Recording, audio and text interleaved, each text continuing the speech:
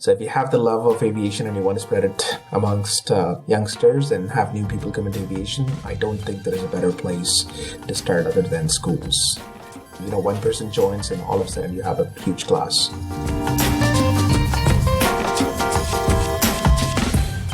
Welcome to Flying BC, a podcast about the people, planes, and aviation adventures in British Columbia and Canada, with your host, Warwick Patterson.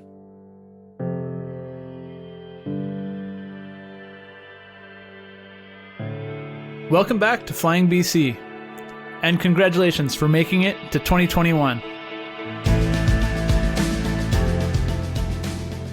It's just another day on the calendar, but I hope everyone is feeling a little bit of positivity going into this year. Thank you to everyone who listened to the first 12 episodes over the last year, and the guests who joined me. I was really pleased to see that Tim Cole got a bunch of orders for his book after the last episode, so thank you to everyone who supported him too. Starting with this episode, you can count on there being a new Flying BC episode every 2 weeks on Tuesdays. Plus, I'll fill in some of those off weeks with more bonus episodes, extras, and YouTube videos. Patrons will receive a regular stream of exclusives, extended cuts, and early previews, plus a chance to get your questions in front of our guests. I just got some new Flying BC flight suit patches hot off the embroidery machines, and for a limited time I'll send one out to everyone who joins at any level. If you'd like to support the show, head over to patreon.com/flyingbc. That's patreon.com. It's really appreciated. But let's get into it. Many people start the year off with New Year's resolutions and good intentions for learning new things and accomplishing a list of goals. So I thought, why not start the year with some podcasts about learning, teaching, and how pilots can improve their game? I'm excited to bring you some really dedicated instructors and mentors who believe that a good pilot is always learning and growing. Whether you're just getting into aviation or have been here forever, I think you'll find something worthwhile in the coming weeks. My guest on today's show is Vignesh Rajasekar, and I apologize if I didn't get that quite right. You might have heard him last year on Ryan's Cardinal Aviation podcast, and I first took notice of Vignesh on the Facebook groups as he started posting some really thought-provoking questions about flight training and flying scenarios. I'm impressed with what he's accomplished already at a young age, and as you'll hear, he's not slowing down. He's a Class 1 instructor, chief flight instructor at McMurray Aviation, founder of his own aviation consulting business, Blue Jay Aviation, and just recently co-founded a new flight school in Kamloops. I was particularly interested in the work he's been doing in the local schools to build awareness and interest in aviation. I think these sorts of efforts are really important to the future health of the industry, and aviation in general. But that's enough of me talking. Let's start the year off right with my chat with Vignesh.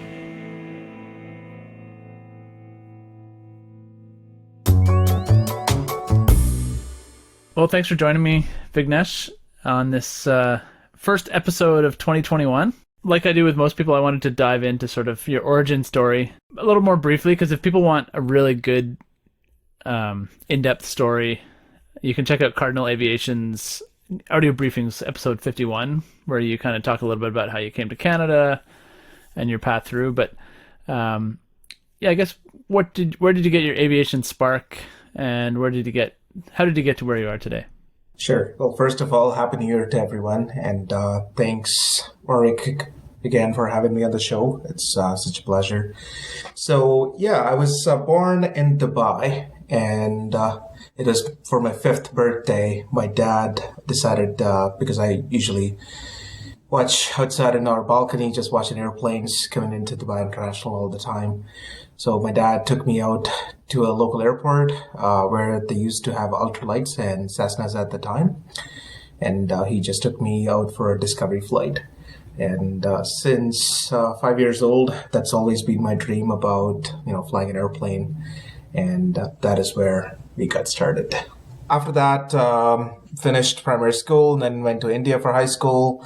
And long story short, I came to Canada in 2014, and I came to Vancouver, BC, started my private training in Boundary Bay, and started flying around the area. And I had about 15 hours, and then I decided to move into the interior BC for various reasons. So I ended up finishing up my private, commercial, and flight instructor rating in Kamloops. And that was my first job at the same flight school. And yeah, that is where I got started. And about 6 months after working there, I came to Fort McMurray as a Class 4 instructor. And here I've been working as a Class 4 and then worked my way up. And now I'm a Class 1 instructor. And yeah, that's been a journey. So was your initial goal and dream job aviation sort of the airlines, like the traditional, like I'm going to go work for the airlines and do that? Or did you always kind of have different jobs in mind? No, actually, until I came to Canada, I did not know a thing called general aviation existed. I've seen small airplanes fly. This is something a lot of people in North America don't realize, unless otherwise they go to other parts of the world, how much we are lucky to have general aviation around. So the answer is yes. Like any other kid, I was like, oh, I wanted to go and fly for Emirates. That was my goal. And that is the reason I came to Canada. But coming here, perspective definitely changed and got a lot more into general aviation. And there are a lot of people whom I should thank. So it's like starting from, flight instructors, and I came across, like I had another instructor of mine who was for my commercial. He was a bush pilot and also geosurveys. And he showed me pictures and stuff where he was flying 30 feet off the ground for several surveys. That looked pretty cool.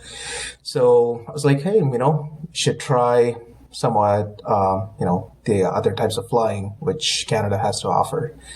And that is when I decided I've never been outside of BC at that time. And that is where I was like, I wanted to go and explore Alberta. And that is where I came here. Cool. So did you go straight into instructing and that's what you've been doing? Or did you have other jobs as well that you did in aviation?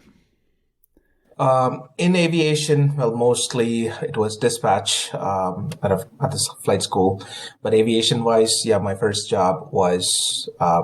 paid job was actually a flight instructor, yes, in Kamloops. And so getting into instructing was something I actually never imagined myself. I was like, I don't have the patience for it. And it is a couple of my flight instructors. One of my flight instructors now, he's also my business partner, Praveen, and Dan Nelson, which a lot of people in BC might know this name.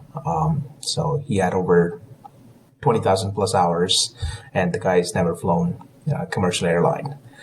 So flying with him and, seeing what all they had to offer, I was like, oh, I want to give this a try, and been in love ever since. So in the world of aviation, you're pretty young. I don't know how old you are, but I heard that you started your instructor rating, I think when you were still a teenager. Is that right? That is correct. I got my instructor rating when I was 18. Wow. Okay. So you're pretty young. And you've been doing a lot of work with McMurray Aviation, Keano College, and I saw you did an introduction to aviation course that you created for the high school. So I'd like to get your perspective on sort of engaging young people in aviation and why that's important to you. Sure, absolutely. Well, kind of a little backstory, I think, is the first time I was in Canada, I was out in Boundary Bay. I got to meet a couple of people, and I was invited to one of the pilot meetings at the Delta Heritage Air Park. So I had no clue what a meeting is, and I went down and I saw, a lot of people sitting inside, and they're having coffee, having these chats, and some of their kids were outside and playing with the airplanes. And I was like, I wish I had that opportunity. So coming into McMurray Aviation, it's opened up a lot of doors for me. I was like, hey, these are some of the ideas I have. What do you think? And I should thank Wade. He's the owner of McMurray Aviation, Wade Komarniski, and he's been an instructor over 40 years. And he's like, yeah, do whatever you can. So the first thing was, yes, we set up the high school program with the local Holy Trinity Catholic High School.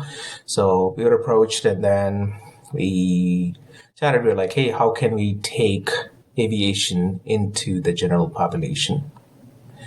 Because we think that aviation amongst youth is actually going lower. supposed like the other side, other than air cadets, every time it's actually going lower. So we're like, hey, how can we get? And I was just chatting with a couple of my students, and one of them was actually a high school teacher. It's like, hey, this sounds like a great idea. And we approached the school, and we were like, hey, we want to teach. So we proposed two-part school. So it's like between grade 9 to 12. So kids from 9, 10, 11, 12 could take it. So the idea was that they'll have PPL ground school for the first year, and along with some simulations. So we basically put the PPL flight syllabus into a simulator theory.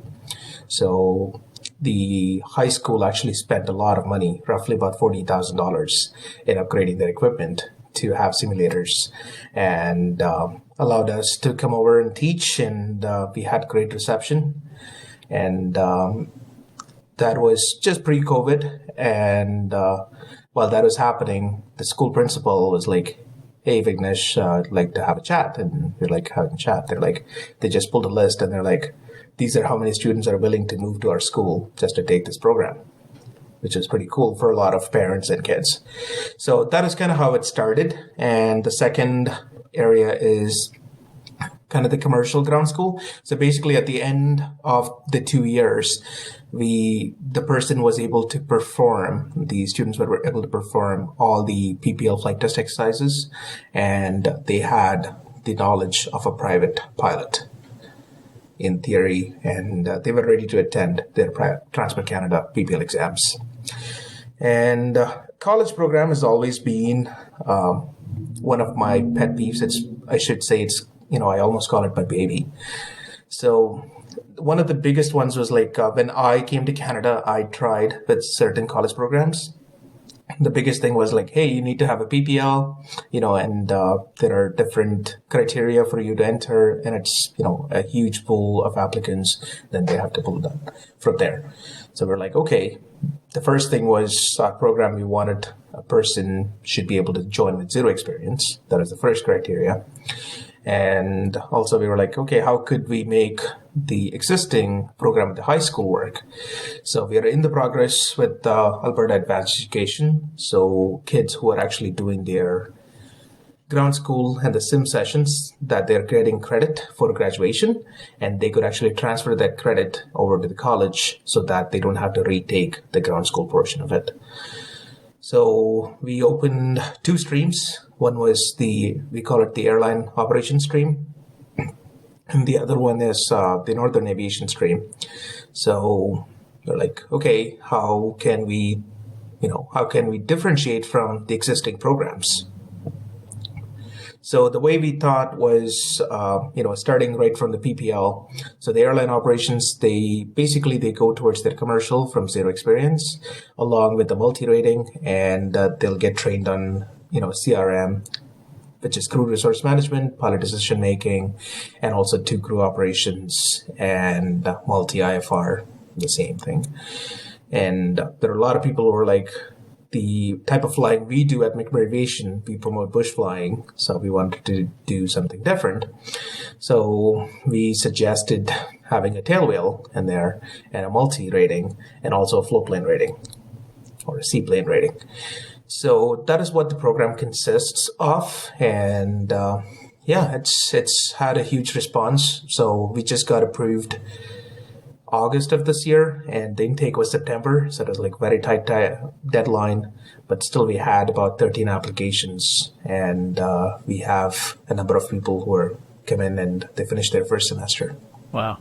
So if you're in grade 9 or 10 and you're like, I want to be a pilot, there's suddenly this path now if you're at that school. Yeah, I think a lot of like guidance counselors don't even consider aviation as like a possible career path, right? It's so foreign to them. So that is true, and that is what I was coming to say. So what we did was the last year, this graduation year, I reached out to ourselves, including McMurray Aviation. We reached out to almost about 600 career counselors across Canada with all the school districts and stuff, and we're like, hey, there is a program. And also there are a few schools who actually reached us. They're like, hey, we want to implement this program. Would you mind sharing? Like, why reinvent the wheel? Here's the program. Go ahead, and it has been approved. And actually, a few schools in Calgary and Edmonton have actually started doing it in Alberta. Oh, wow. So that could make a huge change. Like having that in schools, like little bit by bit. Absolutely. As I think that, it's like, hey, what is the difference between a pilot and an aviator? So if you have the love of aviation and you want to spread it amongst youngsters and have new people come into aviation, I don't think there is a better place to start other than schools. And they've got friends, they've got interests, and, one person joins and all of a sudden you have a huge class. Yeah. I certainly would have loved something like that, something practical and a little more hands-on than math or whatever. But I guess when you're approaching schools, are you approaching sort of the science teachers and things like that, saying, hey, this could connect with your STEM classes, and this is kind of a practical application of math and physics and things like that? So, yes, initially when we reached out, it was kind of easier for us to do this because the local school principal here, her husband is actually a pilot, and they have a few people in aviation, so it was actually a pretty easy sell. But after that, rather than just going to each schools, what we started doing was we actually started reaching out to districts. So because the school district, they have a number of schools, it's an easier place to start. And most of the times they have the funding available and they have a budget. They're like, hey, can you make it work within this much? We're like, sure, we can. It's not about the money. It's, of course, yes, money is what pays the bills, but we, like the saying goes, we all love aviation, that we would do it for free. Yeah. Well, that's cool. I think it's something that's needed for sure. Like that outreach into schools and just making people aware that aviation is a career choice. It is true. So you've got a lot of things going on. You're a class one, you're working on these school things. You seem very entrepreneurial yourself. Have you kind of grown into that role, kind of taken on these ideas and running with them as you've journeyed through aviation, or is this something you've always been like? Actually, I think the biggest inspiration is actually McMurray Aviation, because I've seen a lot of pictures and from, the school's been there for 38 years now, and Wade has been our instructor for about 42 years now. So I just looked at it, and we still have that airplane, and the McMurray Aviation actually started with 172. And now we have 5 caravans, we have 206s, we have amphibs, we have a flight school, we have our own AMO. It was, that was a huge inspiration. But I think, with COVID happening, if I had imagined, hey, would I open a flight school? Yeah, we've talked about it, but, we were like, maybe not. But COVID actually taught us a lot of things, and that is one of the biggest things. We were all at a point where I don't know if we would have a job. So that was the biggest spark, I should say. So yeah, my friend and I, we were talking, and we have a few clientele in Alberta. So we're like, hey, how about let's do this? Let's do some freelancing and let's do some ground schools, whatever we can in case if we lose our job. And at that point, actually, my friend got laid off from the airlines. So we both got together and we were running some seminars. We were running some ground schools, and we were flying with a lot of students.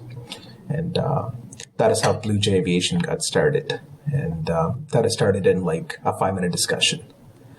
So we just talked about it. We went to the registry and it was done. And that is how Blue Jay started. And after that, my friend was like, hey, we've always talked about opening a flight school. How about actually let's do a flight school? And we're like, I don't know if we want to do it in Alberta or not, but Kamloops, BC, it was kind of the place where if you want to call it, that is kind of my hometown. Growing up in Canada, I spent most of my time there. So that was my go-to place, and we had, every single opportunity right there. So the flying club actually welcomed us with open arms. So yeah, we talked to the flying club and we opened a flight school there as of 1st of November, and we've been doing pretty well. And we have an ultralight and a fixed-wing flight training unit. And as far as I know, I think that is, if not the only flight school I know, which actually has an ultralight and the fixed-wing portion of it. Yeah, it gives people options anyways. If they're not, if they just want to get up in the air, then ultralight's a little cheaper. And yeah. Absolutely. It was like, here's the way we were thinking about it, right? So we were like, hey, of course we want to go the recreational, private, commercial way, but also the question always comes that, aviation is an expensive hobby, but how can we get people into aviation, at lower pricing cost? And we just did the math. We're like, an ultralight, a person can learn to fly and get their permit for as low as roughly $3,000. So we're like, okay, let's maybe try that avenue. And it's been quite successful, I should say. Great. Run me through what it takes to start a flying school. Because you don't just go like, yeah, I'm going to register this business and start teaching people. There's a system, isn't there? Sure, yes. Like every other business, yes, you start off by, hey, make the decision, and most of the times you incorporate the business, so you can incorporate it, federally or provincially. That is where it starts. And after that, you can submit what is called a letter of intent to Transport Canada. So it's a form. Basically, it says that, hey, I want to start a flight school, or there are other options like, aerial surveys or, aerial tours, air taxi, commuter, all that stuff. So basically, you fill that form out and you send it to Transport Canada. And within roughly 30 to 60 days, they assign you an inspector. And by that time, you will have to have what is called, your flight training unit application. And there are some supporting documents which go along with it. Like, you have to have your chief flight instructor ready. You have to come up with your flight syllabus. You have to come up with what are going to be your solo cross-country routes, and what your airplane is, airplane up to commercial standards, and what is your maintenance arrangement going to be. And the biggest paperwork-wise, it's the maintenance control manual and the flight training unit operations side. And that is pretty much it. And it's not as hard as people think. Yeah, okay. But yeah, lots of paperwork and planning and It can be done in about 60 to 90 days if planned right. So do you have a vision for your future in aviation in sort of 10 to 15 years? Are you going to be still an instructor, or do you want to do other things? Well, instructing is like right now I still fly, the charter operations. So we go into a lot of bush trips, into like I've landed on, clay, mud, grass, sand, ice. These are some things which I cannot really imagine just being on the instructing side. But what it has done is it's basically opened my eyes and basically bring those skills into the instructing side. So yes, I'll definitely be an instructor, but I'd like to explore some other avenues, like, become a pilot examiner, for example. And ourselves, I see, at least with 2 or 3 flight schools, hopefully, and with the university program, along with a few schools attached, and probably an air taxi or a commuter operation along with it as well. It's kind of our goal. You're going to be busy. This time. Yeah. We'll try.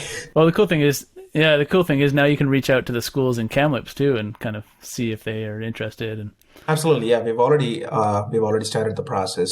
So we're just reaching out, and we hope we'll be successful. But COVID has just changed things quite a lot. Right. Yeah, it's quite the year to try and start a flying school. It definitely is, but like all of us, of course, there's 3 of us who started the flying school. There's myself and my other business partner, Praveen. He was my instructor back in Kamloops. He was a chief flight instructor at that time. And another friend, he's my colleague here at Aviation. He's a pilot, but he's also been to school for AME apprenticeship. So all of us were like, if not now, then when? And That's right. Yeah. Yeah. So the first, have you had much engagement yourself with the first students who've been going through the first semester? At Kiana College. Yeah. And the high Yeah. school too. Yeah. Yeah, absolutely. Actually, we did our second semester here at the high school because we started this in December of last year or January last year, or I should say 2020. So we started there and then we ran until March, and that's when exactly we were just about to finish, and that's when COVID happened and schools in Alberta shut down. So I was actually there every single day. Like this was like, a 2-hour block every day, like 1 day sim, 1 day theory. And we finished the first semester. And now the second semester, we just completed it actually about a week ago, or a couple weeks ago, I should say. Yeah, we just finished that. And the students have been quite happy. And actually, a couple of students from the high school program have joined the Kiana program. And they're finishing up their flight training at this time. I feel like aviation is one of those things that kids who want to apply themselves to something like that, it teaches them so many things like responsibility and just how to study and things like that. So it's really interesting. It would be really interesting to see how those kids are adapting to that and learning and soaking it all up. Absolutely. I think the other biggest factor was also we talked to the school board. We were like, hey, can we actually sponsor one student actually to get their PPL as a scholarship? They're like, our budget might allow it, and yeah, sure, we can look into that. And we just said that to the students, and actually that piqued a lot of interest because there were people who were in air cadets or who have been in air cadets who wanted to go and do the power or glider program, and they weren't able to get in. They're like, like right now you have 15 students and you could be 1 in 15 versus 1 in 500 at the air cadets. They're like, we'll try our hard, we'll try our best. And they're really trying, and we are hoping what all we can do to bring more people into aviation. But almost every single one of them have actually come out and gone on a discovery flight along with their parents. And they've been quite enjoying it. And we hope they'll start a career in aviation. Do you find most of them already had an interest in aviation before they started the class? Or is there some people who just came in going like, this sounds cool, I want to try it? Like any other thing, I think it's about like 30% who already had interests, 50% not really, 20% they're like, I just took this class, just for fun. So the 30% people, like, it's been like mind blowing. Like, I can fly an airplane, I can fly a few airplanes, but I'm not that big into identifying airplanes. I cannot. And there's this kid, they're like, oh, that is this model, it is the Airbus 350 1000, and it's got this. I'm like, okay. And, when he came for his discovery flight, and his dad is like, yeah, I just bought my son, a flight simulator from Italy, and he's got a basement set up, and he's like spent like $5,000 on a simulator setup. And I was like, okay. Yeah. So there are a lot of people with hidden talents and, hidden interests, but a lot of people have actually come out and experienced it, I should say. That's great. So I'm sort of a question along those lines is, what makes a good student? If you want to go learn to fly, what makes a good student in your opinion? The biggest thing is, I think, being prepared. A lot of people don't take it seriously, especially people just going for their private license. They're like, hey, you know what? It's a hobby for me. I don't have to be as prepared as a person going for their career.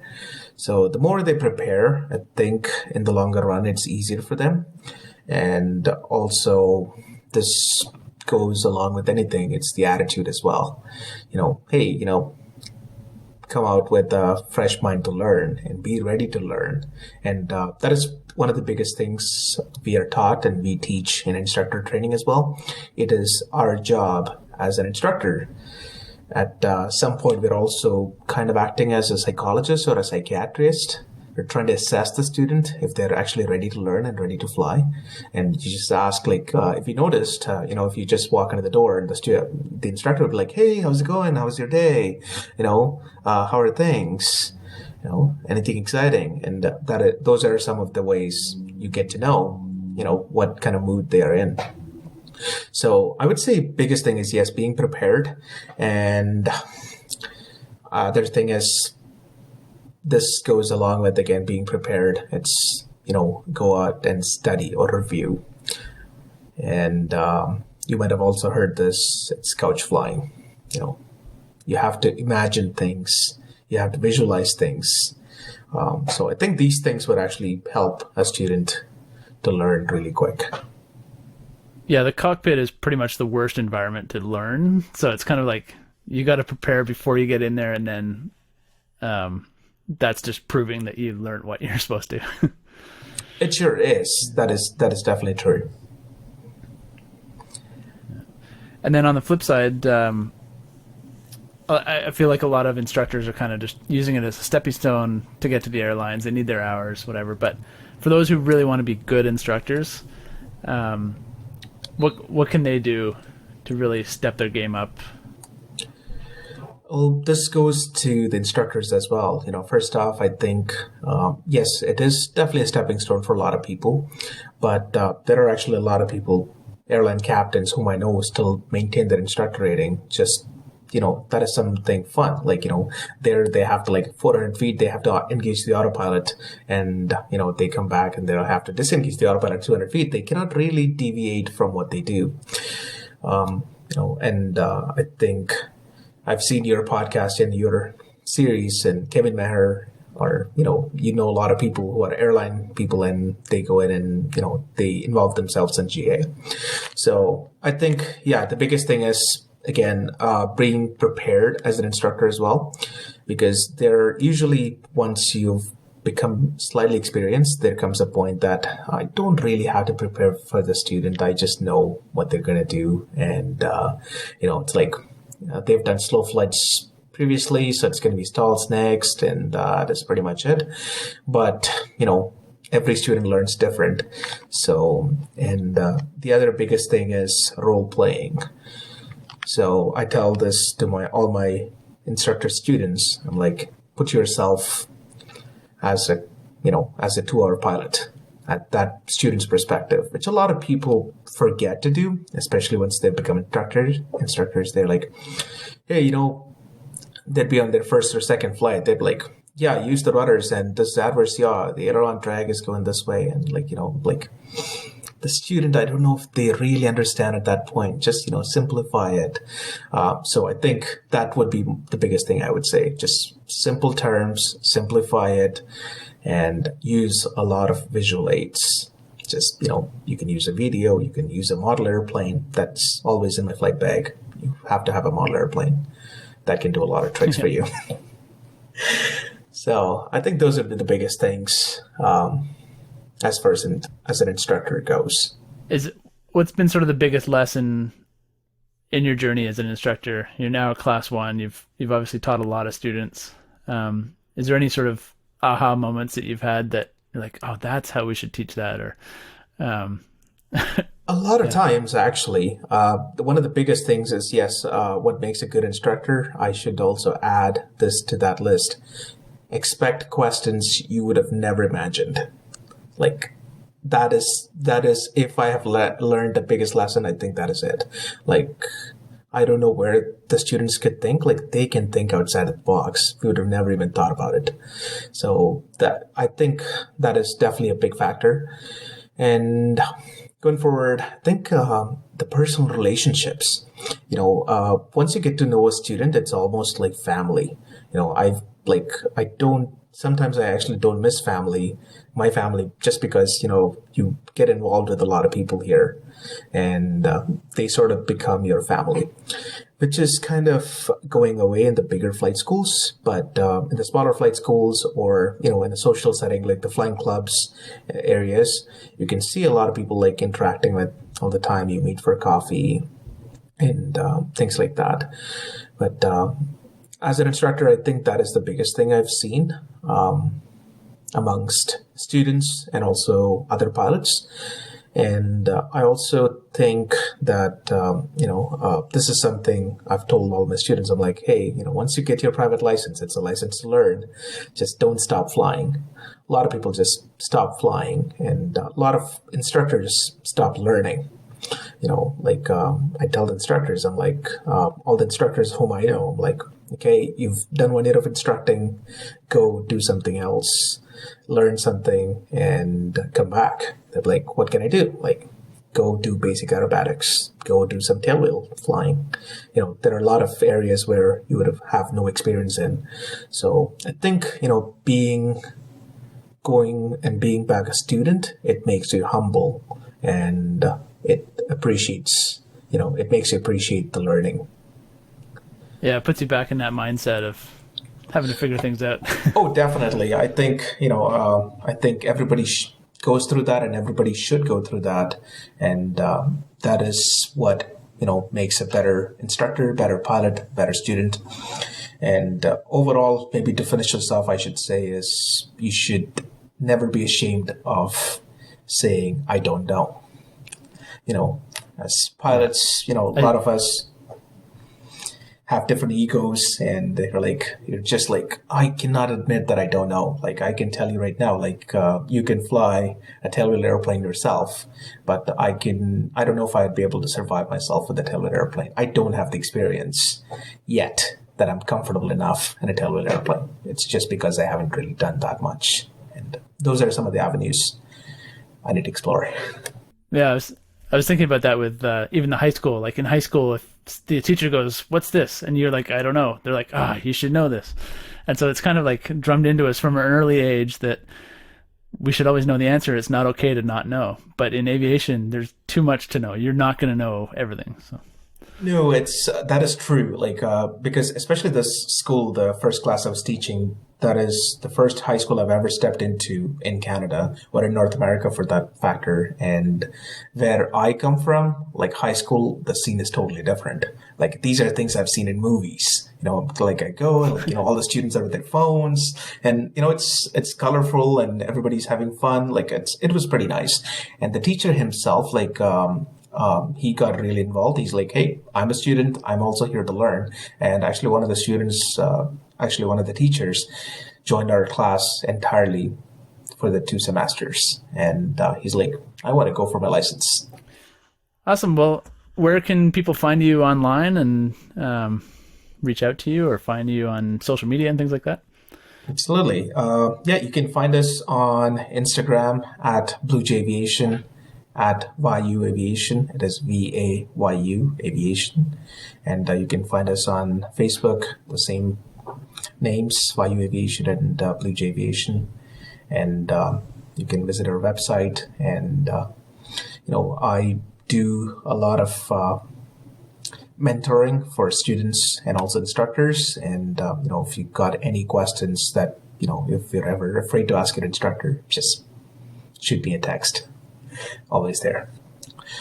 If someone is coming into aviation and they listen to this and they can inspire just someone to come into aviation, I think that would be the happiest moment as an instructor. So, thank you. Yeah, I think every pilot, it's kind of our duty to share it with people who might have that spark. So, definitely yes. Thank you, Vignesh, for that chat. I'd love to hear from the listeners if you have any great ideas or ways to connect with young students. Or maybe you're involved in a program like this. I know there's a few of them out there. As a COPA and BCA GA director, I'm definitely curious in how we can encourage more of these sorts of programs. I'll also be circling back to guests on monthly Q&A sessions, so if you thought of a question you'd like to ask Vignesh, send me an email, podcast@flyingbc.com, or message me on Instagram @FlyingBritishColumbia. I'd love to hear from you. And again, if you'd like to support the show and get in on the free patch mailout and other perks, I'd love it if you checked out patreon.com/flyingbc. Thanks for listening, and now you've got control.